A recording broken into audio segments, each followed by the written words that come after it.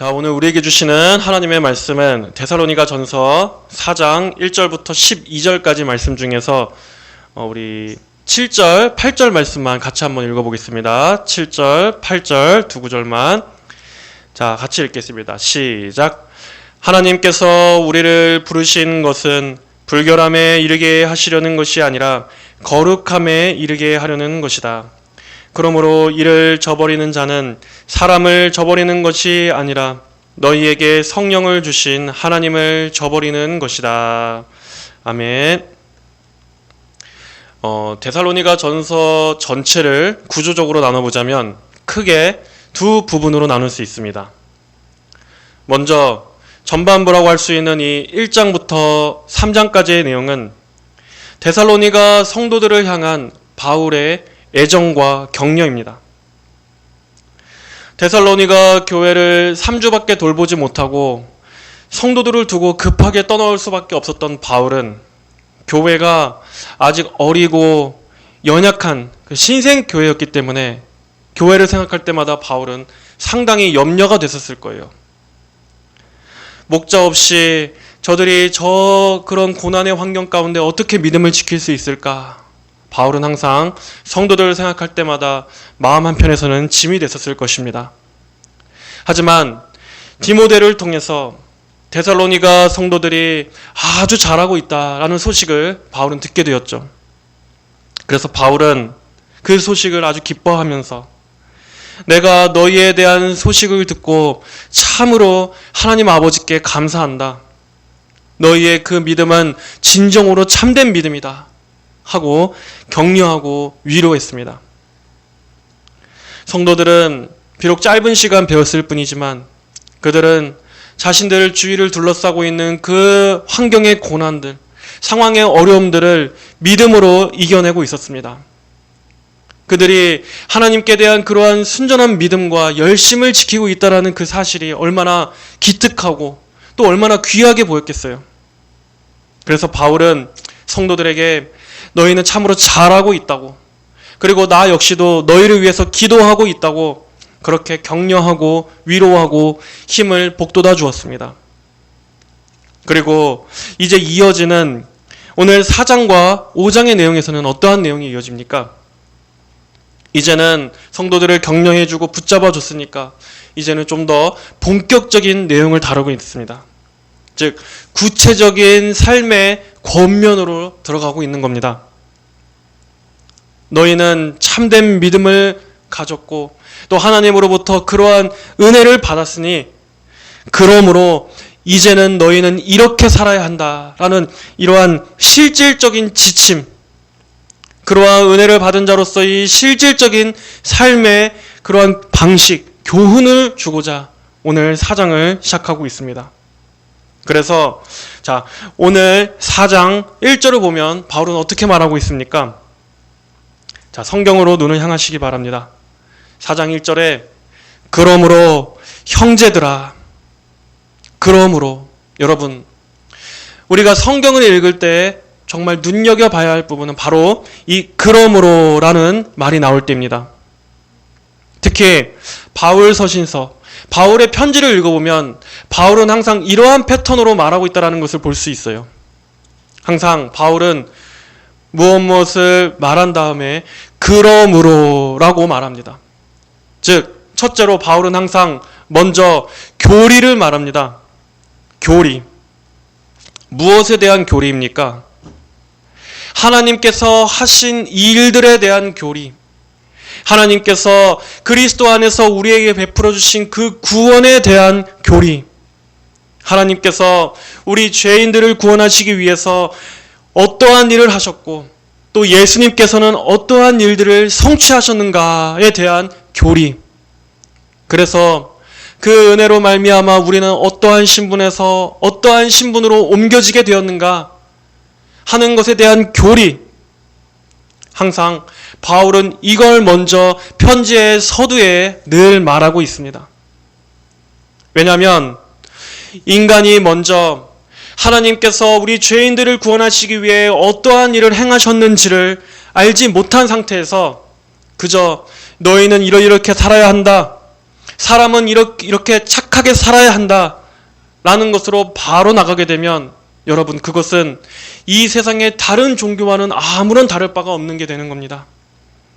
한마디로 우리 인간은 어떻게 살아야 옳게 사는 것이다, 우리 인간은 이렇게 착하고 바르게 살아야 한다라는 그저 행위 종교, 윤리 도덕 종교밖에 안 되는 것입니다. 이 세상의 많은 종교들은 다 그런 도덕 가르침을 가르치고 있습니다. 하지만 그러한 가르침은 우리 기독교가 아닙니다. 우리 기독교의 독특성은 거기에 드러나는 것이 아닙니다. 기독교는 무엇이 다릅니까? 기독교는 주어가 우리 인간이 아니라 내가 어떻게 살아야 하는가가 아니라 하나님이 무엇을 행하셨는가에서 시작하는 것입니다. 이것이 우리 기독교가 독특하고 기독교만이 가진 유일성이라고 할 수 있습니다. 하나님은 누구신가로 시작합니다. 하나님은 예수님을 통해서 어떠한 구원을 베푸셨는가를 말합니다. 그리고 이렇게 하나님께서 이루신 일로 인해 우리가 어떠한 은혜를 받는가 하는 바로 이것이 기독교만이 가지고 있는 독특성, 자력 구원이 아니라 인간 스스로 내가 어떻게 살아야 구원을 받는다라는 자력 구원을 말하는 것이 아니라 타력 구원, 하나님의 은혜에 의해서 받게 되는 이 은혜 구원이 바로 기독교가 말하는 복음인 것입니다. 그래서 항상 우리가 성경을 통해 먼저 가르침 받게 되는 것은 어떻게 살아야 한다가 아니라 하나님께서 어떠한 일을 하셨다, 이것이 우리가 먼저 가르침을 받아야 하는 것입니다. 이것이 가르쳐져야 하는 것입니다. 그리고 하나님께서는 누구신가에 이어서 인간은 어떠한 존재인가를 가르침받아야 합니다. 인간은 죄로 인해 전적으로 타락하고 무능하게 된 그러한 존재이다. 그러한 인간은 죄와 허물로 죽었기 때문에 스스로의 힘으로는 하나님께 나아갈 수 없다. 우리는 내 자신의 힘으로는 스스로를 구원할 수 없고 의인은 없으니 하나도 없으며 온 세상 온 모든 인류가 다 아담 안에 타락한 존재로 태어났다.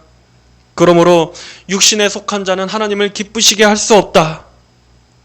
이렇게 인간의 모든 공로와 의를 철저하게 무너뜨리고 오직 하나님의 전적인 은혜에 의해서만 구원을 받게 되는 것, 이것이 가르쳐져야 합니다.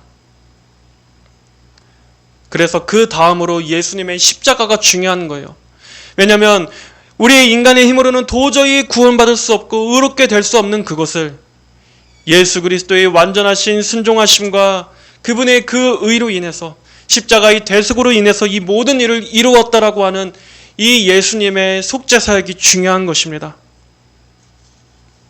예수님께서 우리의 모든 죄값을 치르시고 또 우리가 하나님 앞에서 의롭다 여김을 받는 것도 우리의 의가 아니라 예수님의 의 때문이라는 것을, 예수님께서 이처럼 완전한 속죄와 의를 다 이루셨다라는 것을 성도들은 가르침받고 믿어야 하는 것입니다. 그래서 죄인이 예수님에 대한 복음을 듣고 예수님을 주와 구주로 믿게 되면 이제 그 사람은 어떻게 됩니까? 이제는 그리스도 안에 있게 되는 것입니다. 예수님과 연합하게 되는 것입니다. 그래서 성도는 모든 것을 예수님께로부터 공급받고 예수님이 우리에게 주시는 그 힘과 생명과 능력으로 살아가게 되는 것입니다. 그리고 이제 성도 안에는 누가 내주에 계십니까? 하나님의 영이신 성령께서 각 성도들 안에 내주에 계시는 겁니다. 그 성령님께서는 반드시 그 성도의 영혼 안에서 반드시 어떠한 일을 행하시는데, 성령께서 하시는 일은 무엇입니까? 성도들이 하나님의 뜻을 따라서 이제 구원받은 이후에 거룩하고 순결하게 살아갈 수 있도록, 순종의 삶을 살아갈 수 있도록 성령께서는 성도들을 이끌어 가십니다. 그렇게 내적으로 역사하시면서 점점 성도를 거룩하게 변화시켜 나가는 것이 바로 성령께서 하시는 일입니다. 이렇게 하나님의 뜻에 순종할 수 있는 능력을 성령님께서 붙들어 주시는 거예요. 그래서 성도가 거룩하게 살아가는 이 성화를 이룸에 있어서도 사람이 자기의 힘과 의지가 아니라 성령의 도우심 가운데 이렇게 전심을 다해 성화를 이루어 나가는 것입니다. 바로 이러한 전체 과정들이 구원의 서정이라고 할 수 있습니다. 자, 그래서 어쨌든 바울은 항상 먼저 이렇게 하나님께서 어떠한 일을 하셨는가, 어떠한 은혜를 베풀어 주셨는가에 대한 교리를 먼저 설명한 다음에 그 다음에 이제 뭐로 이어집니까? 바로 이 그러므로 너희가 이러이러한 은혜를 받았으니까 그러므로 너희는 하나님의 자녀답게 이제는 살아야 한다라는 이러한 삶으로 나아가는 것입니다. 자, 순서를 기억하세요. 교리가 먼저고 그 다음이 삶입니다. 교리가 먼저고 그 다음이 삶이다. 자, 그러나 참 안타깝게도 오늘날의 현대 교회는 대부분 어떻습니까? 대부분은 다 무조건 삶부터 강조합니다. 맨날 이런 얘기 하잖아요. 뭐 살아낸다. 삶이 중요하다. 교리가 중요한 것이 아니라 삶이 중요하다. 그러면서 은연중에 어떠한 인식이 생기게 만듭니까? 교리는 그다지 중요하지 않은 것처럼, 교리는 불필요하고 딱딱하고 실패한 것이고 중요한 것은 삶이다. 삶으로 살아내는 것이 중요하다. 그리고 설령 교리를 가르친다고 해도 어떻습니까? 이러한 하나님의 예정, 하나님의 주권적인 은혜, 그러니까 우리가 칼빈주의 구원론대로 가르치지도 않습니다. 잘못된 구원론, 인간의 의지로, 자유의지로 행하는 그러한 구원, 다 이렇게 알미니안주의를 가르칠 뿐입니다. 행위 구원을 가르칩니다.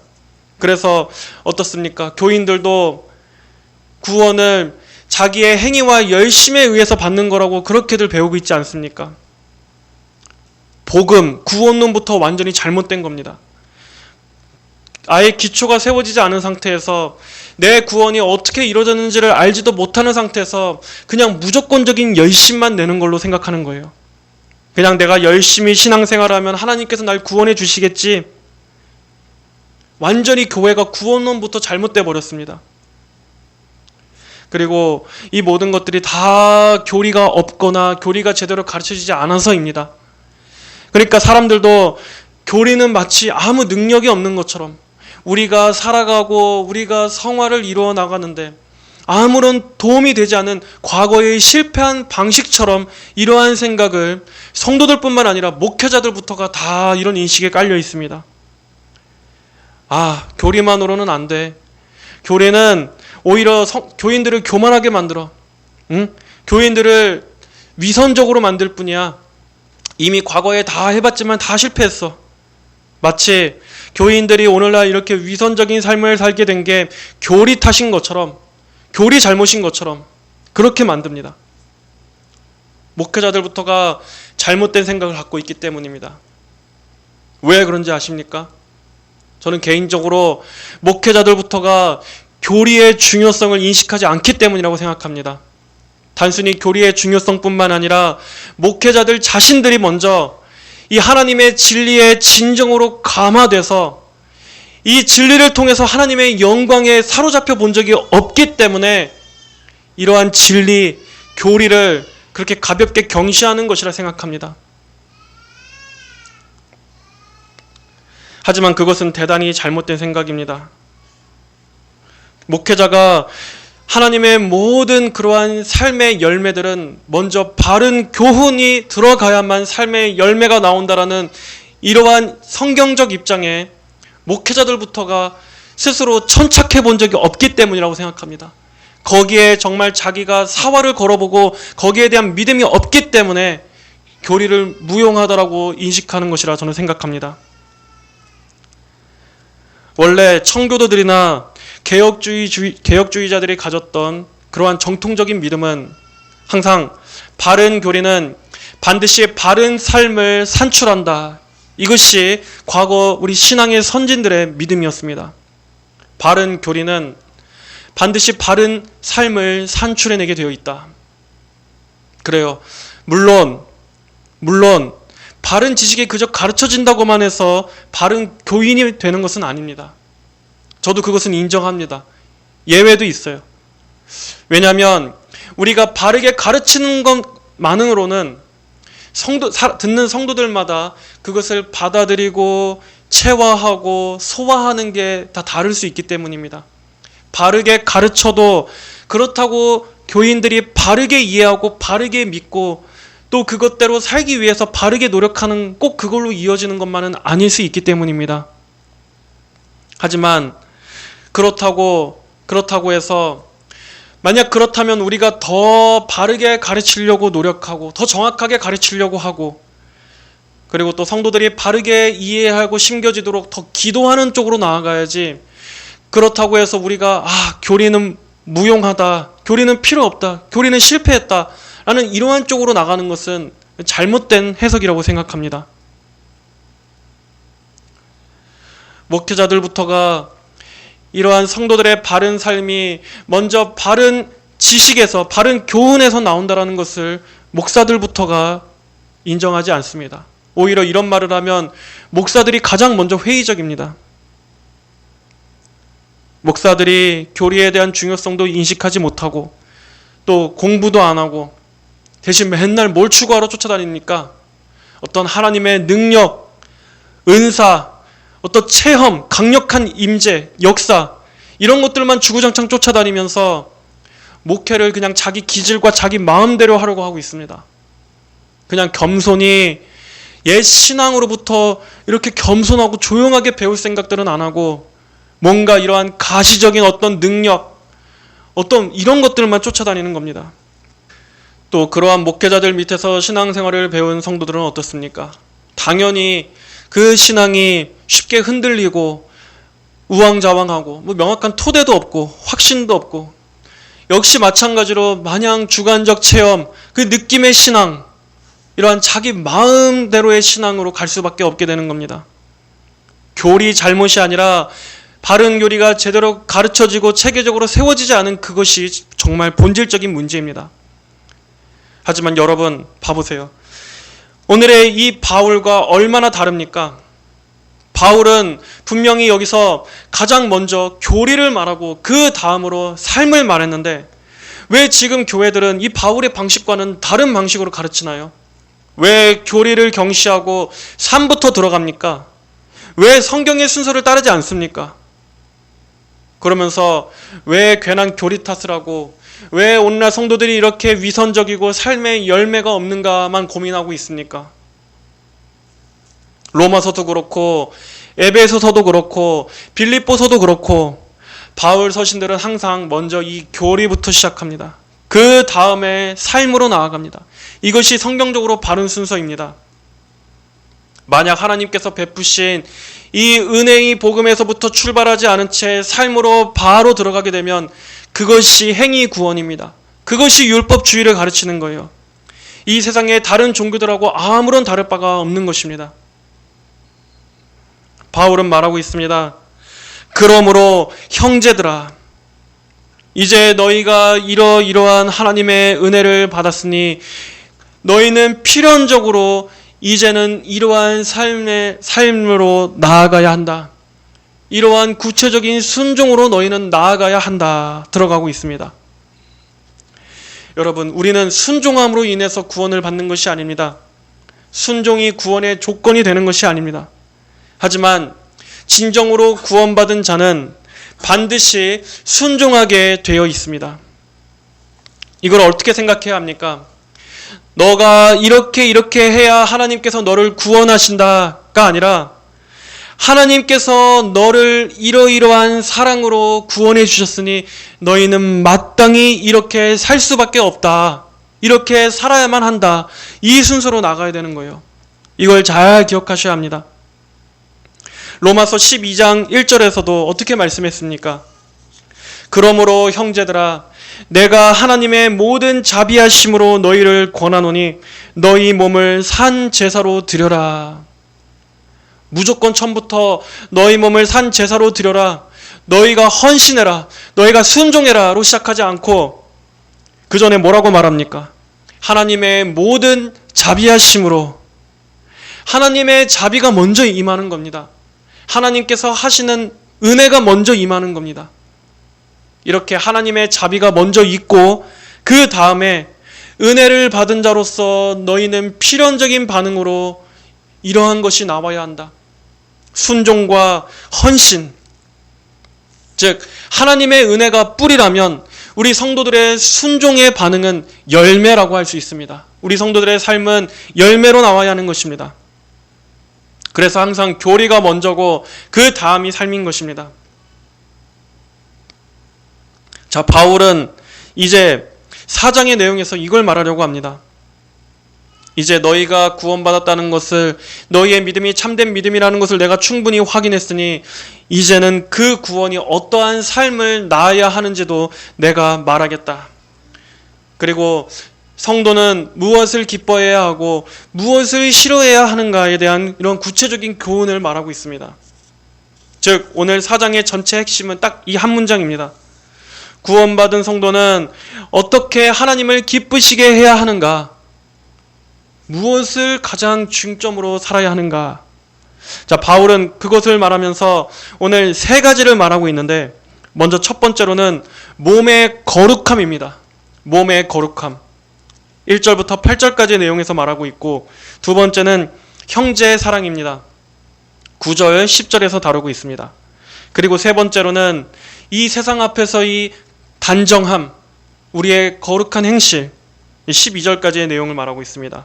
즉, 이 모든 걸 종합하자면 우리 성도들의 신앙생활의 삶의 전 영역이라고 할 수 있습니다. 나 개인의 은밀한 삶에서부터, 그리고 교회의 이 영적인 가족 안에서의 관계, 그리고 더 나아가 이 세상 속에서의 우리의 거룩함, 성도의 거룩한 정체성에 이르기까지 우리는 삶의 전 영역에 있어서 거룩한 행실로 하나님을 기쁘시게 해야 한다는 것입니다. 다시 한번 말씀드리지만 이것은 율법주의도 아니고 행위로 구원받는다는 걸 말하는 게 아닙니다. 이것은 하나님의 은혜와 사랑에 대한 감사의 반응으로서 구원받은 자가 마땅히 살아가야 하는 그러한 삶의 양식으로 나타나야 하는 것입니다. 바울은 1절에서 말씀합니다. 그러므로 형제들아, 마지막으로 우리가 주 예수님 안에서 너희에게 간구하며 권면한다. 너희는 마땅히 어떻게 행하고 어떻게 하나님을 기쁘시게 할 것인지 우리에게서 배웠으니 너희가 행하는 대로 더욱 풍성히 하여라. 바울은 여기서 마땅히라고 말합니다. 너희는 마땅히 어떻게 행하고 어떻게 하나님을 기쁘시게 할 것인지, 즉 진정으로 예수님을 믿는다면 필연적으로 마땅히 이제 그 사람은 거룩을 향한 삶의 분명한 방향성을 가져야 한다는 것입니다. 구원받았으니까 이제 나는 다 끝났다, 이것이 아니라 이제 성도의 모든 삶의 방향, 성도의 삶의 목표는 우리의 온 삶을 다해서 하나님을 기쁘시게 하는 삶이 되어야 한다는 것입니다. 여러분은 이 인생의 목표가 무엇입니까? 아, 이제 나는 구원받았으니 이제 나는 장땡이다, 이제 나는 안전하다, 그냥 이렇게 생각하고 손 놓고 계십니까? 인생의 목표? 제 인생의 목표라면 언제까지 저희 자산을 얼마나 불려놓고 제 이름으로 된 어떤 그런 집을 좀, 부동산을 좀 사는 게 제 계획입니다. 지금 시대에 이제 전세는 점점 불안해질 거야. 그러니까는 집을 사야지. 어떻게든 집을 사야지. 또는 애들 학비랑 나중에 우리 애들 다 클 때까지 결혼 자금 생각하며 언제까지를 좀 내가 얼마 정도 모아놓고 그 다음에 내 노후 준비도 좀 해야지. 여러분의 계획과 목표는 이것입니까? 아니면 여러분 자신의 꿈을 이루는 것이 목표입니까? 여러분의 자아 실현? 물론 이런 것 자체가 죄는 아닙니다. 하지만 이런 것들이 인생의 전부라면, 이것이 여러분의 인생의 가장 최종적인 목표라면 여러분 그것은 결코 성도에게는 맞지 않는 것입니다. 우리는 내가 어떻게 잘 살 것인가에 대해서는 골몰하고 계획하지만 내가 어떻게 하나님을 기쁘시게 하기 위해 살 것인가에 대해서는 그다지 고민하지 않는 것 같습니다. 그러한 생각은 그다지 별로 생각해보지 않는 것 같습니다. 하지만 하나님께서 우리에게 원하시는 것, 하나님의 뜻은 무엇입니까? 우리의 성공과 안락함이, 우리의 형통함이 하나님께서 우리에게 원하시는 것이 아니라 오늘 여기 3절을 봐보십시오. 3절에서는 뭐라고 말씀하고 있습니까? 자, 같이 읽겠습니다. 하나님의 뜻은 이것이니 너희의 거룩함이다. 하나님의 뜻은 이것이니 너희의 거룩함이다. 여러분, 하나님께서 원하시는 것, 하나님께서 우리를 구원하신 목적은 우리를 거룩하게 하시기 위한 것입니다. 즉, 우리의 모든 삶의 목표는 거룩함이 되어야 한다는 말입니다. 하나님의 뜻, 교회에 다니는 많은 교인분들이 하나님의 뜻 이렇게 많이 찾죠. 하나님의 뜻을 모르겠어요. 하나님의 뜻을 알려주세요. 하나님, 제가 어떠한 직장을 가야 합니까? 주님, 제가 이 사람과 결혼하는 것이 하나님의 뜻입니까? 이렇게 하나님의 뜻에 대해 우리는 많이 묻습니다. 하지만 바울은 가장 큰 원칙을 말합니다. 하나님의 뜻은 먼저 이것이다. 너희의 거룩함이다. 우리는 어떤 실질적인 문제에 대한 답을 원합니다. 지금 이 문제에 대한 하나님의 뜻, 딱 정답만을 원하는 겁니다. 그리고 이렇게 하나님의 뜻은 이것이니 너희의 거룩함이다 라는 이러한 메시지를 들으면 저거는 뭔가 좀 뜬구름 잡는 얘기다. 저는 저렇게 큰 원칙, 어떤 이러한 두루뭉실한 것보다는 좀 더 실용적이고 지금 당장 실제적인 정답을 원해요. 지금 당장 이 문제를 해결하는데 구체적인 답을 알려주는 하나님의 음성을 저는 원해요. 우리는 이렇게 세부적인 것만 집착합니다. 하지만 성경은 그러한 우리의 원함과는 좀 다릅니다. 성경은 어떤 세부적인 결정에 대한 이러한 자잘한 답보다는 항상 방향을 더 중요하게 생각합니다. 방향. 우리는 하나님, 제가 이 A를 선택해야 됩니까? B를 선택해야 됩니까? 하나님 알려주세요. 말씀해 주세요. 우리는 당장 이것만을 원하지만 하나님은 우리가 그 모든 것을 아우르는 큰 대원칙, 그 모든 것의 기준, 그 모든 것의 전체 방향을 먼저 알려줍니다. 그리고 성경은 또한 묻습니다. 이러한 선택을 하고자 하는 너는 어떠한 사람이냐? 먼저 너는 어떠한 사람이냐? 항상 이게 가장 먼저 되어져야 할 질문이라는 것입니다. 내가 뭘 어떻게 선택하고 지금 당장 어떤 결정, 두 가지 중에 어떤 결정을 하고 하는 것보다 더 중요한 것은 그 결정 이전에 나는 지금 하나님 앞에서 어떠한 사람인가 하는 것을 하나님께서는 더 중요하게 보신다는 겁니다. 이 거룩함이라는 것은 우선 첫 번째로는 우리가 하나님의 자녀로서 구원받은 백성으로 구별됐다라는 뜻입니다. 그러니까 우리는 이미 하나님 안에서 모든 섭리가 다 하나님의 도우심과 보호하심 가운데 성도는 살아가게 된다는 겁니다. 설령 우리가 어떤 선택의 기로에서 조금 어떤 잘못된 선택, 좀 부족한 결정을 한다 할지라도 하나님께서는 우리 성도들의 모든 삶을 돌보시는 분이시기 때문에 우리가 어떤 잘못된 선택을 할지라도 그것조차도 하나님께서는 모든 것이 다 합력하여 선으로 이끄시는 그러한 분이십니다. 근데 정작 우리가 하나님의 자녀로서 이러한 전체적인 하나님의 어떤 이런 돌보심, 하나님의 뜻을 먼저 구하려 하지 않고 그냥 내가 딱 필요한 정답만 하나님께 듣기 원하는 것은 여러분 이거 순서가 좀 잘못된 것입니다. 하나님께서는 그런 자잘한 세부적인 사항의 선택 결정보다도 그 전에 가장 먼저 무엇을 기준으로 생각하라는 것인가? 그것은 바로 거룩입니다. 너희가 어떠한 것을 놓고 결정하기 전에 너희는 먼저 거룩함을 생각하여라. 이 선택이 과연 하나님을 기쁘시게 하는 것인가? 이 선택이 과연 나를 더 거룩함으로 이끄는 게 하는 것인가? 내 거룩함에 더 도움이 되게 하는 것인가? 아니면 죄와 타협하게 만들고 내 욕심에 이끌리게 만들고 나의 거룩함의 증진에 있어서 오히려 회방이 되는 선택인가? 하나님은 이것을 먼저 기준으로 삼으라 하는 것입니다. 단순히 이거냐 저거냐, 이겁니까 저겁니까가 아니라 거룩을 기준으로, 이것이 하나님을 기쁘시게 하고 나를 더 거룩하게 만드는 결정인가 하는 그것을 놓고 그 기준에서 결정하라는 것입니다.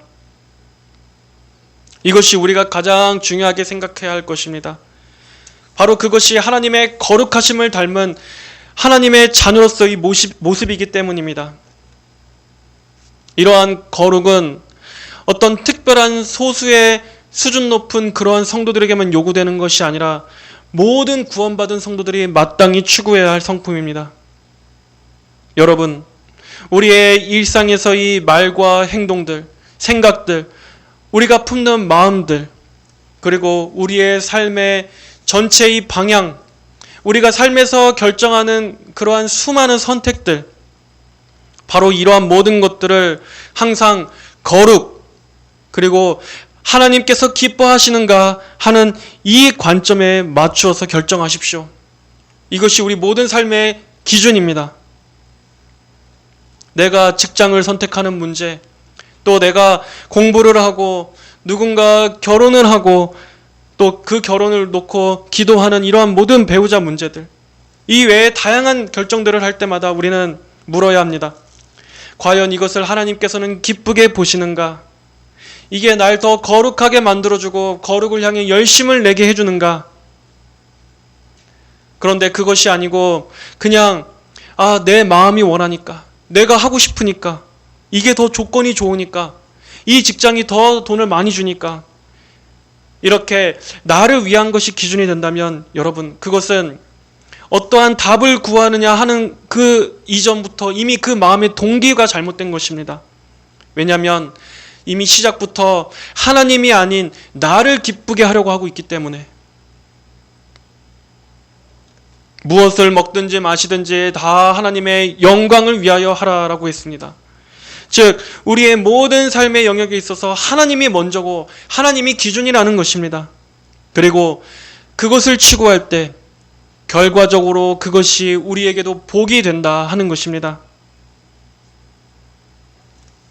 또한 이 거룩은 그냥 막연하고 추상적인 것이 아니라 구체적인 삶의 양식으로 나타나야 된다라고 성경은 말씀하고 있습니다. 바울은 아주 구체적으로 말합니다. 자, 3절을 보면 곧 너희가 음란을 멀리하고 각기 거룩함과 존귀함으로 자기의 아내를 취할 줄 알고, 또 5절에 하나님을 모르는 이방인들처럼 정욕을 따르지 말고 이런 일에 분수를 넘어 형제를 해롭게 하지 마라. 이는 우리가 너희에게 미리 경고하고 증언한 대로 주께서는 이 모든 행위에 대하여 징벌하시는 분이시기 때문이다. 이렇게 바울은 삶의 실제적인 영역들, 모든 부분들에 대해서 말합니다.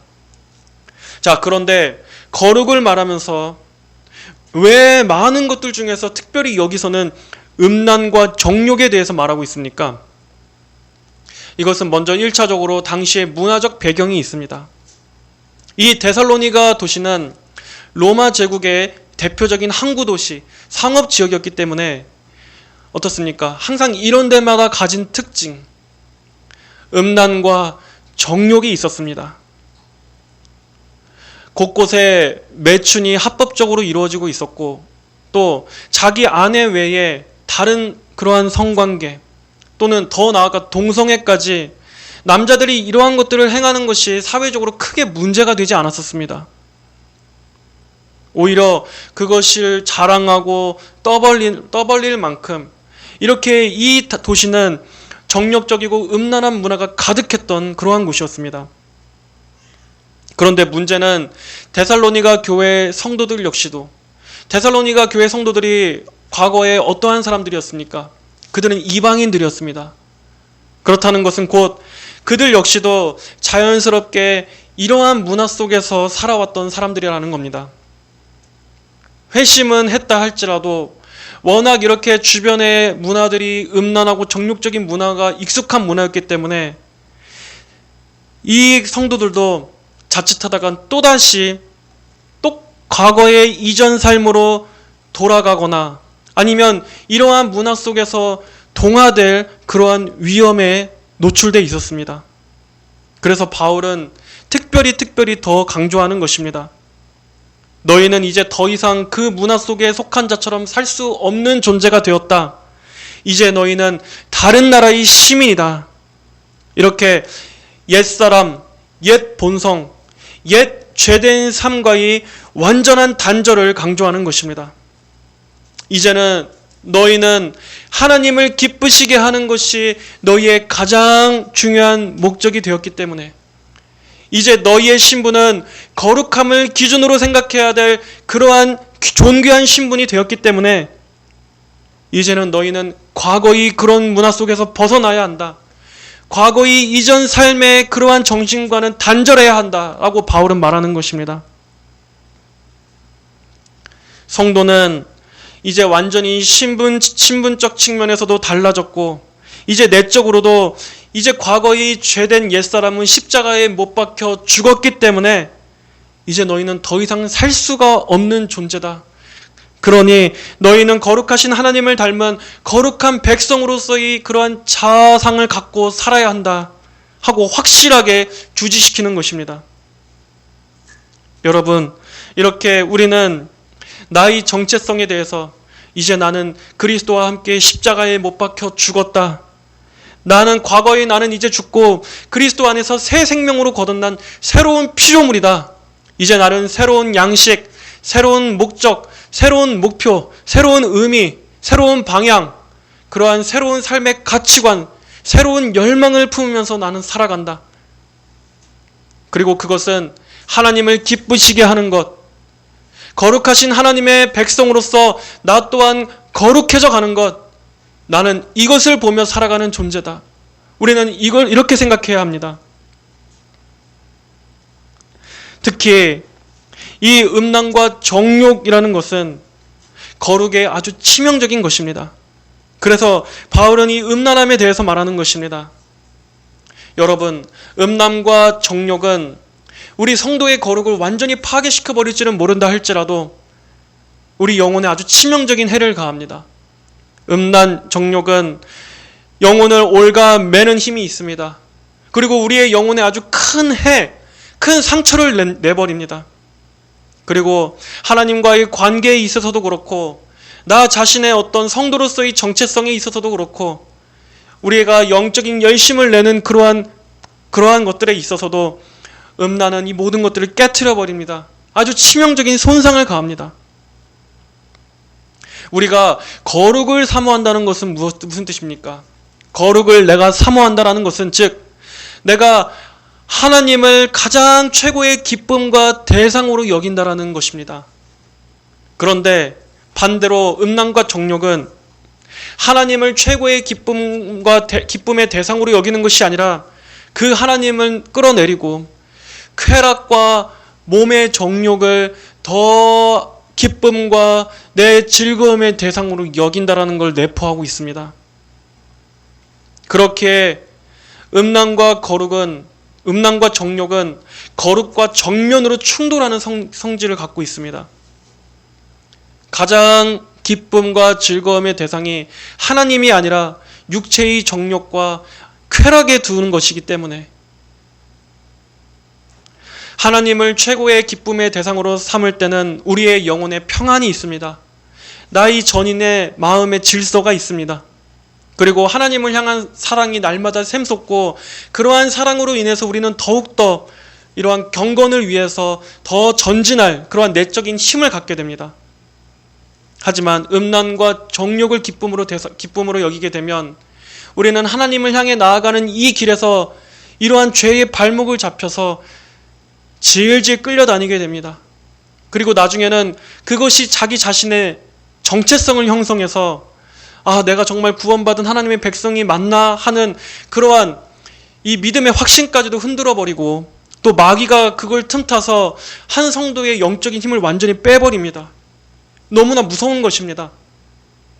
하지만 안타깝게도, 참으로 안타깝게도 오늘날 교회에 다니는 많은 성도들과 심지어 목회자들까지도 이러한 음란의 올무에 걸려있는 사람들이 상당히 많이 있습니다. 너무나 슬프고 굉장히 심각한 문제입니다. 특히 이 문제는 영적인 문제이기 때문에 정말 하나님께서 성령을 통해서 건져주시지 않고서는 이 사람의 힘으로는 결코 끊어내기가 어려운 정말 단단한 사슬과 같은 것입니다. 우리의 영혼을 단단히 올가매는 이 올무와 같은 것입니다. 하나님께서는 분명 이 성도의 우리의 이 몸은 성령께서 내주하시는 거룩한 전이라고 말씀하셨는데, 이 우리의 몸을 음란에게 내어준다면 그것은 우리 안에 있는 전을 더럽히는 것입니다. 성령을 근심시키는 것이 되지 않겠습니까? 이 문제는 반드시 해결해야 되는 문제입니다. 해결되어져야 하는 문제입니다. 그러나 그럼에도 불구하고 성도 여러분들이 절대로 소망을 잃지 말아야 할 것은, 아무리 우리를 정말 단단하게 올가매는 이러한 죄라 할지라도 성령께서 역사하시면 성령께서 끊지 못하실 그러한 죄는 없다라는 사실입니다.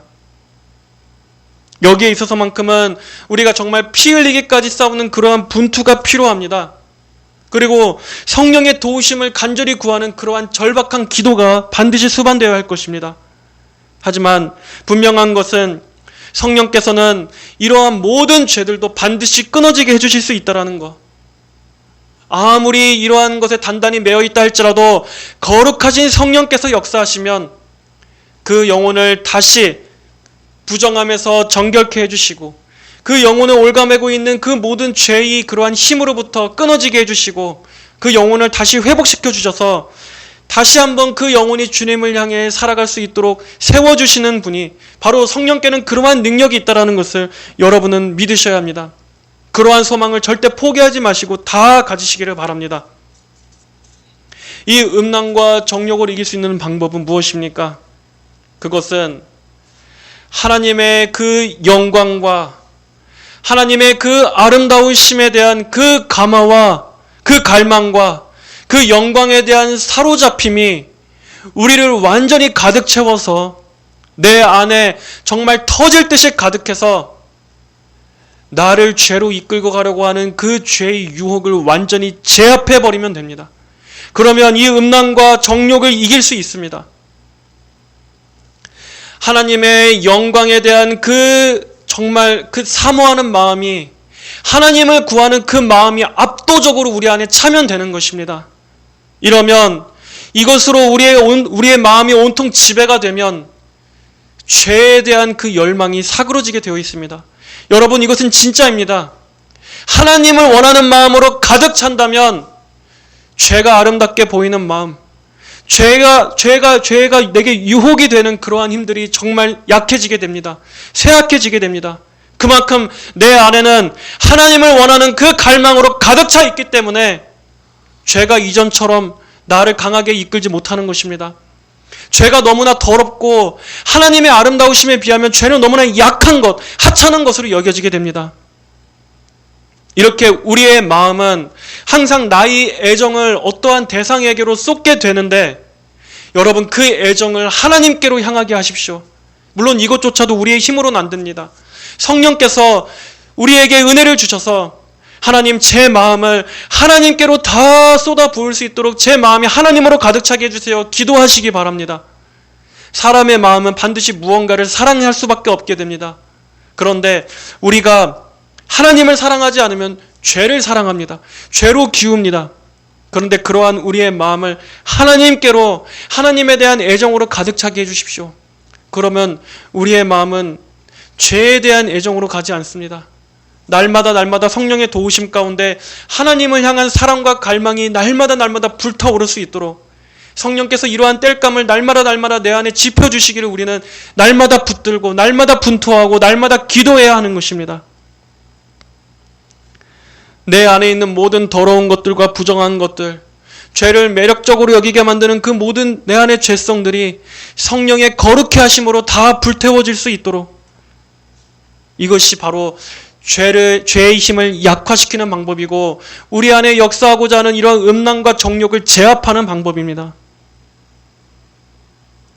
원래 오늘 이 12절까지 전체를 다 나가려고 했는데 시간 분량상 오늘은 우선 여기까지만 7절까지만 다루도록 하겠습니다. 자, 그렇습니다, 여러분. 하나님께서 오늘 우리에게 주신 이 말씀의 핵심은, 자, 7절 말씀처럼 하나님께서 우리를 부르신 것은 불결함에 이르게 하시려는 것이 아니라 거룩함에 이르게 하려는 것이다. 하나님께서 우리를 부르신 것은 우리를 죄와 음란과 정욕과 방종함 가운데 그냥 이렇게 방치되게 더럽히라고 구원하신 것이 아니라 바로 거룩함에 이르게 하려는 것입니다. 이것이 바로 하나님께서 우리를 구원하신 목적입니다. 하나님께서 여러분을 구원하신 목적입니다. 우리 성도들이 삶을 살아가는 이유는, 이제는 나는 구원받았으니까 내 삶에는 항상 형통하고 안정된 일만 있었으면 좋겠다. 이제 언제나 그냥 평안하고 잘 먹고 잘 살기만 했으면 좋겠다. 이것이 아닙니다. 구원받은 성도의 삶의 목표는 이제는 거룩함으로 하나님을 기쁘시게 하는 삶입니다. 여러분, 우리 모든 성도에게는 다 이 하나의 목표가 있습니다. 거룩함으로 말미암아 하나님을 기쁘시게 하자.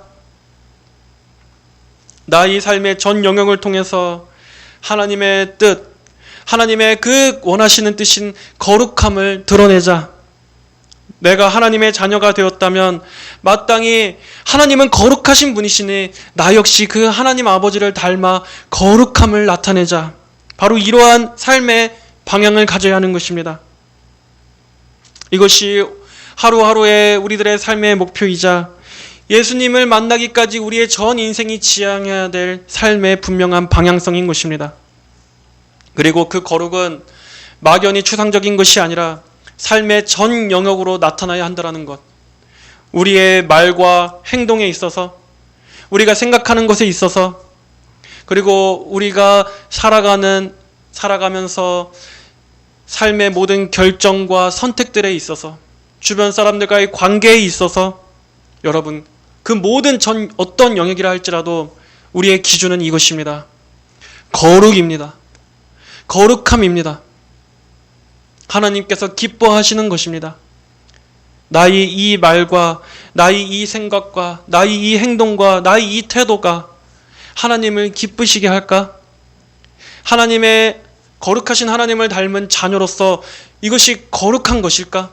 거룩함을 드러내는 것인가? 항상 이것을 기준으로 이걸 가장 중요하고 소중하게 여기십시오. 이것을 기준으로 여러분이 선택한다면 여러분, 그 결정은 틀리지 않을 것입니다. 하나님과 반대되지 않을 것입니다. 고린도후서 5장 15절 16절의 말씀.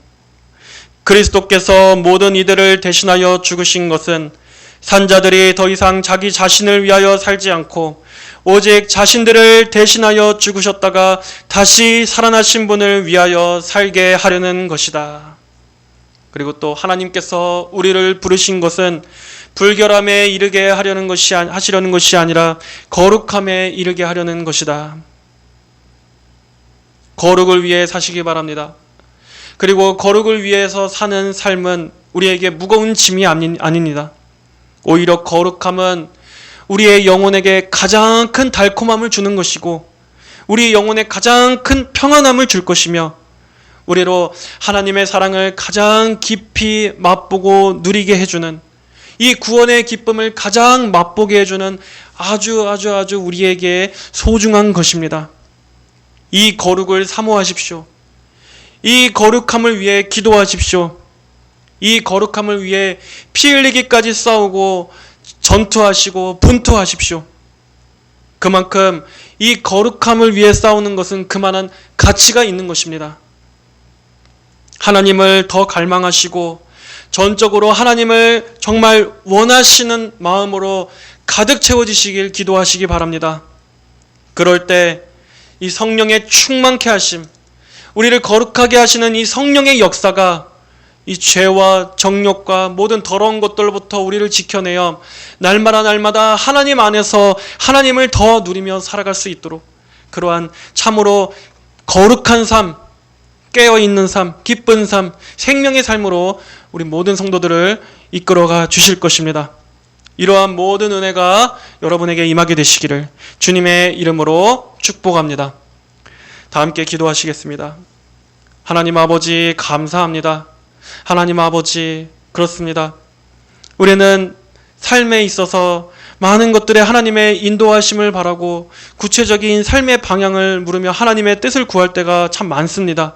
그러나 하나님께서는 하나님의 뜻은 이것이니 바로 너희의 거룩함이다라고 말씀하십니다. 아버지, 이것이 우리에게 실제적인 대답이 될 수 없는 것처럼 느껴진다 할지라도 하나님 맞습니다.